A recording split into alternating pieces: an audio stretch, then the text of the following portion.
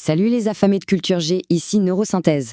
Aujourd'hui, on va décortiquer un monument de la gastronomie qui a l'air d'une simplicité désarmante. La crêpe. Mais vous allez voir que derrière ce disque doré se cache un univers absolument fascinant d'histoire, de physique et même de rituels oubliés. On a tous connu ce moment. La poêle chauffe, la pâte est parfaite. Et pourtant, la première crêpe finit toujours en espèce d'amas informe qui colle, qui se déchire. Bref, une déception. Eh bien, cet échec quasi universel, ce n'est pas une fatalité. Non, c'est bien plus que ça. C'est le point de départ d'une enquête qui va nous mener des chants de sarrasins bretons aux rituels païens de la Rome antique, en passant par les lois de la thermodynamique. Pour vraiment comprendre la crêpe, la première chose à faire, c'est de déconstruire un mythe. Oubliez tout de suite l'image d'Épinal, d'une recette unique, ancestrale, qui n'aurait jamais bougé. La réalité, elle, est bien plus complexe et bien plus riche. Faut sortir de la tête l'idée qu'il y aurait la vraie crêpe bretonne. Ça, c'est une invention récente, presque une simplification pour les touristes. En vérité, le patrimoine culinaire breton, c'est une mosaïque de traditions. D'un village à l'autre, et même d'une famille à l'autre, les recettes, les noms, les tours de main, tout change. C'est un héritage qui vit, qui respire, pas une recette figée dans le marbre. Ce qui a vraiment ancré cette tradition en Bretagne, c'est une réalité toute simple. La terre. Le sarrasin, qu'on appelle aussi blé noir, ce n'est pas une céréale très noble, mais elle a un avantage énorme.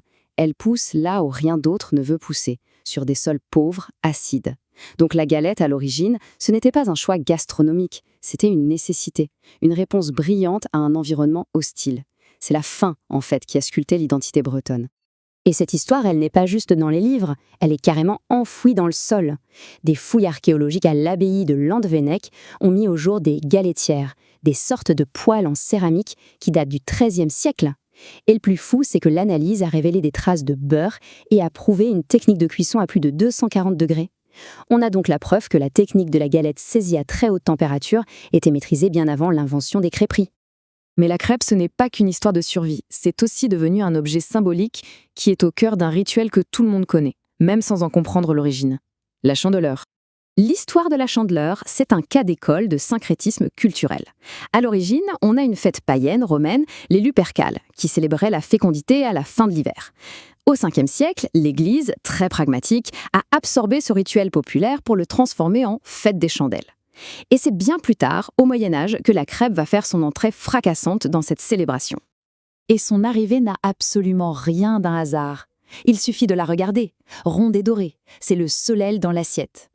Faire des crêpes à la chandeleur, c'était un acte de magie, un rituel pour appeler le retour de la lumière, pour chasser l'hiver et, par la même occasion, pour s'assurer une bonne récolte de blé pour l'année à venir. Ce lien avec la prospérité a créé une superstition qui a la vie dure.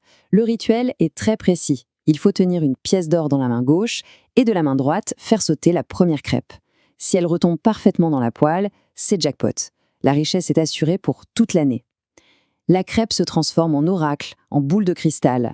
Bon, on a exploré l'histoire, on a exploré le mythe. Il est temps de revenir à notre question de départ. Laissons les superstitions de côté et enfilons la blouse de laborantin pour comprendre scientifiquement la mécanique de cet échec annoncé. La réponse, en fait, elle est 100% physique. La première crêpe n'est pas ratée à cause d'une malédiction, mais à cause de l'inertie thermique. C'est simple, on pense que la poêle est chaude, mais elle ne l'est pas encore assez, ni de manière uniforme. Quand on verse la pâte, qui est plus froide, ça crée un choc thermique. La pâte refroidit brutalement le métal, la cuisson n'est pas homogène, ça n'est pas saisi, et ça colle.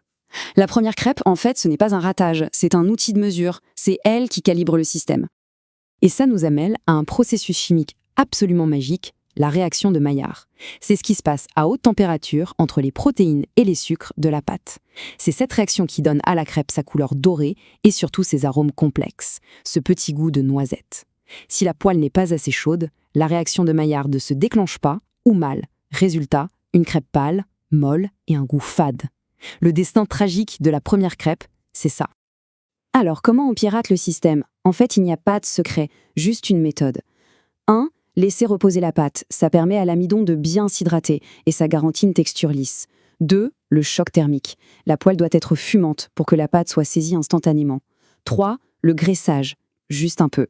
La matière grasse n'est pas là que pour que ça ne colle pas, c'est un conducteur de chaleur. Et 4. La patience. On attend de voir des petites bulles se former. C'est le signal qu'elle est prête à être retournée. Ok, on a la réponse scientifique. On pourrait s'arrêter là et aller manger. Mais le plus fascinant dans toute cette histoire, ce n'est pas tant Pourquoi la première crêpe rate? C'est pourquoi on a tous accepté cet échec comme si c'était normal. Cette phrase, trouvée au détour d'Internet, n'est pas juste une blague. Elle est incroyablement juste. Elle révèle une vérité intuitive, collective. On a transformé un simple problème de température en un acte symbolique. On l'appelle la crêpe du cuistot, celle pour le chien. Pensez-y 2 secondes. Dans quelle autre recette est-ce qu'on accepte un échec initial comme faisant partie intégrante du processus?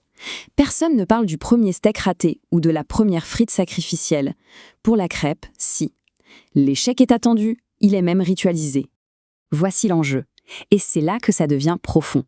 L'acceptation de cette première crêpe ratée, c'est une survivance de la pensée magique. Sans s'en rendre compte, on rejoue un schéma sacrificiel ancestral. On offre la première, la moins belle, pour s'assurer la bienveillance des dieux de la cuisine et garantir que toutes les suivantes seront parfaites. C'est un petit sacrifice pour un grand bénéfice. Et finalement, cette première crêpe, elle a une vraie valeur philosophique. C'est une leçon d'humilité. Elle nous rappelle que la maîtrise n'est jamais immédiate, qu'il faut toujours un ajustement. Et puis, avouons-le, c'est aussi un petit plaisir égoïste et authentique. Celle-là, personne ne la jugera. Elle est pour celui ou celle qui est au fourneau, une récompense imparfaite avant de servir tout le monde. Au final, ce simple disque de pâte est un carrefour incroyable. Un point de rencontre entre l'histoire de la survie paysanne, la puissance des symboles solaires et les lois froides et précises de la chimie. C'est bien plus qu'un plat, c'est un véritable artefact culturel. Alors, la prochaine fois que vous raterez votre première crêpe, surtout, ne soyez pas frustrés. Voyez-la pour ce qu'elle est vraiment. Ce n'est pas un échec, c'est l'accomplissement d'un rite. C'est votre offrande, votre tribut, qui vous connecte, sans même le savoir, à des milliers d'années de tradition. Et ça nous laisse avec cette question, une question absolument vertigineuse. Si un geste aussi banal que faire une crêpe cache une telle profondeur, combien de nos autres habitudes, de nos gestes machinaux, de nos petites traditions du quotidien sont en réalité les fantômes de savoir et de rituels que nous avons totalement oubliés? Pour continuer à déchiffrer ensemble le monde qui nous entoure, la dose de savoir quotidienne vous attend dans la newsletter. Le lien est juste en dessous. À très vite!